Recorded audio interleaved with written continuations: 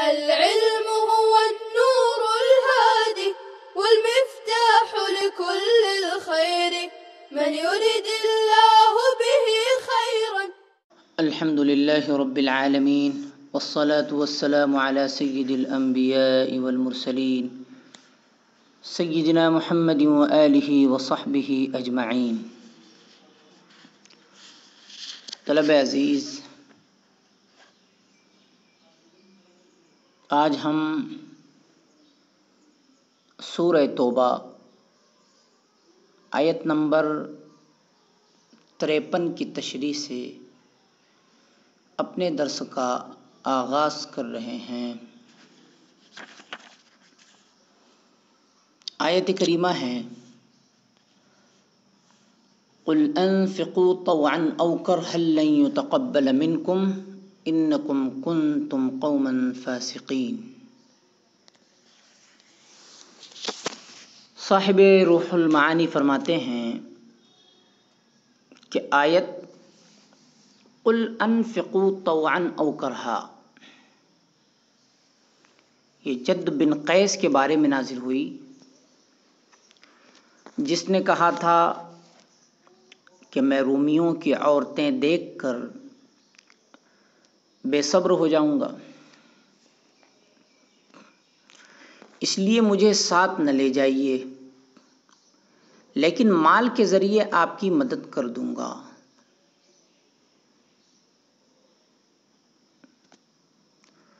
قرآن کریم نے اس کے اس جواب میں فرمایا کہ تم خوشی سے خرچ کرو یا ناخوشی سے، تم سے ہرگز قبول نہ کیا جائے گا. قبول نہ ہونے کے دو مطلب ہیں، ایک یہ کہ مال لے کر آؤں گے تو اللہ کے رسول صلی اللہ علیہ وآلہ وسلم قبول نہ فرمائیں گے،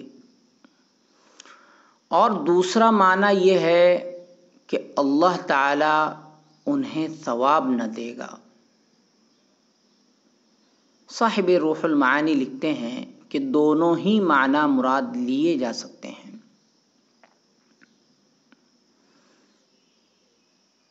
آیت کا سبب نزول خواہ جد بن قیس ہی کا واقعہ ہو، لیکن آیت کے الفاظ عام ہیں جو تمام منافقین کو شامل ہیں.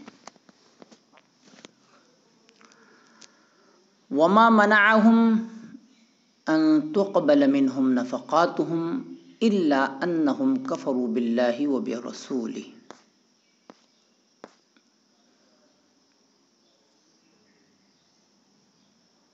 اس آیت کریمہ میں منافقین کے کفر اور نماز میں سستی اور خرچ کرنے میں بد دلی کا تذکرہ فرمایا.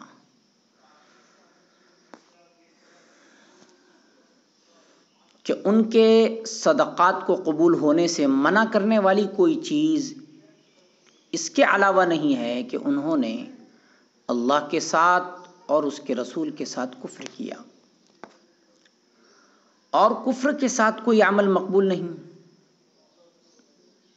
اور گو وہ اسلام کے مدعی ہیں اور کفر کو چھپائے ہوئے ہیں، لیکن ان کا کفر ان کے ڈھنگ سے، ان کے طور و طریقے سے ظاہر ہوتا رہتا ہے، ان کی حرکتوں سے، ان کے اعمال سے ظاہر ہوتا رہتا ہے. نماز جو ایمان کے بعد سب سے بڑا فریضہ ہے اور جو ایمان کی سب سے بڑی اور سب سے پہلی علامت ہے، اس کے لیے آتے ہیں تو سستی کے ساتھ ہارجی آتے ہیں. گویا کہ ان پر بہت بڑی مصیبت آ گئی، چونکہ دل سے نماز پڑھتے نہیں، دکھانے کے لیے پڑھتے ہیں، اس لیے بددلی کا اثر،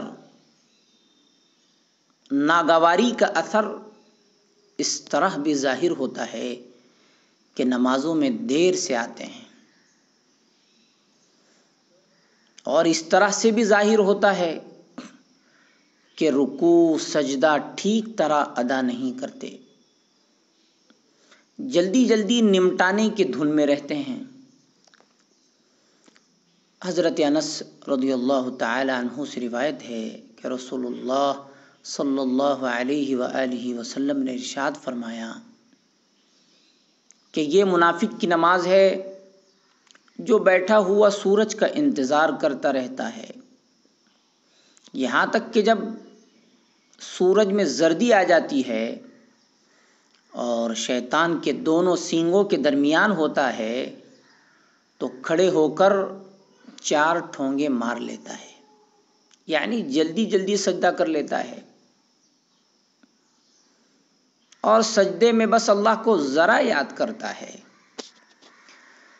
یہ تو ان کی نماز کا حال ہے، اور جب اللہ کی راہ میں خرچ کرنے کا موقع آتا ہے تو مسلمانوں کو دکھانے کے لیے بددلی کے ساتھ، ناگواری کے ساتھ خرچ کرتے ہیں۔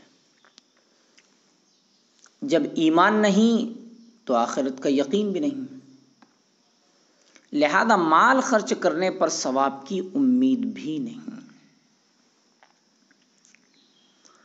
جب ثواب کی امید نہیں تو خوش دلی سے خرچ کرنے کی کوئی وجہ نہیں، لا محالہ بد دلی سے خرچ کرتے ہیں۔ فلا تعجبک اموالہم ولا اولادہم، پھر فرمایا کہ ان کے مال اور اولاد آپ کو تعجب میں نہ ڈالیں، کیونکہ یہ چیزیں مقبولیت عند اللہ کی دلیل نہیں ہیں۔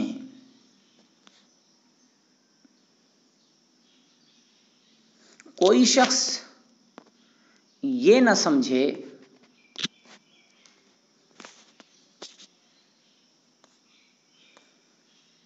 کہ یہ لوگ اللہ کے یہاں مردود ہوتے تو ان کے اموال اور اولاد میں کثرت کیوں ہوتی۔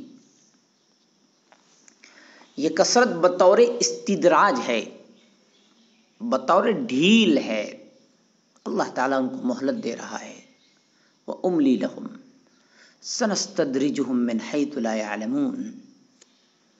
یہ اللہ تعالیٰ کی طرف سے ڈھیل اور مہلت ہے جو ان کے لیے باعث عذاب ہے۔ انما یرید اللہ لیعذبہم بہا فی الحیاۃ الدنیا، اللہ یہی چاہتا ہے کہ دنیا میں ان چیزوں کے ذریعے انہیں عذاب دے، ان چیزوں کے ذریعے انہیں عذاب دے۔ پہلا عذاب تو یہ ہے کہ مال جمع کرنے میں تکلیفیں اٹھاتے ہیں، مصیبت جھیلتے ہیں، اور اس میں اللہ کی رضا کا ذرا دھیان نہیں کرتے۔ اللہ تعالیٰ کی رضا حاصل کرنے کے لیے جو تکلیف اٹھائی جائے وہ ہلکی اور آسان ہو جاتی ہے۔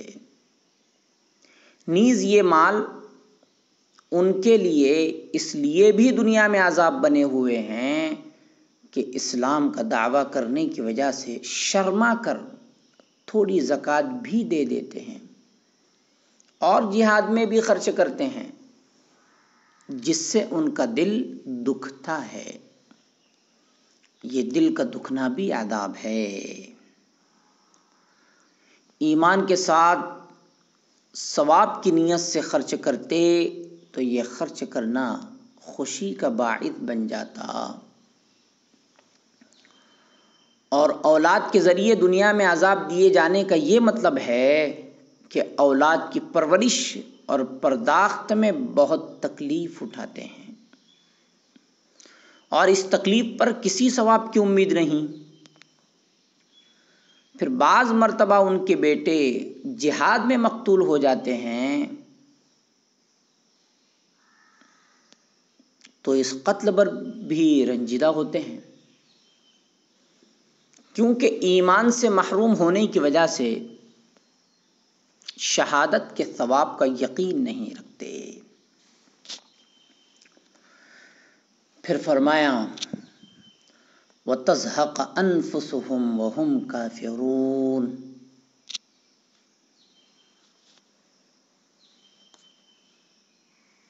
اور اللہ چاہتا ہے کہ ان کی جانیں اس حال میں نکل جائیں کہ وہ کافر ہوں، تاکہ آخرت کے عذاب میں بھی گرفتار ہوں. اللہ تعالیٰ کے رسول کے ساتھ رہتے ہیں، اس کی کتاب سنتے ہیں، معجزات دیکھتے ہیں، پھر بھی ایمان نہیں لاتے، تو اللہ تعالیٰ نے ان کی ایمان لانے کا ارادہ نہیں فرمایا، اب کفر پر ہی مرے گے. نعوذ باللہ من ذلک. اللہم ارزقنا حسن الخاتمہ. آمین یا رب العالمین. صلی اللہ تعالی علی خیر خلقہ سیدنا محمد وآلہ وصحبہ اجمعین برحمتک یا ارحم الراحمین. السلام عليكم. لا تنسوا الاعجاب بالفيديو والاشتراك في القناة تشجيعا لنا لنستمر بنشر المزيد إن شاء الله.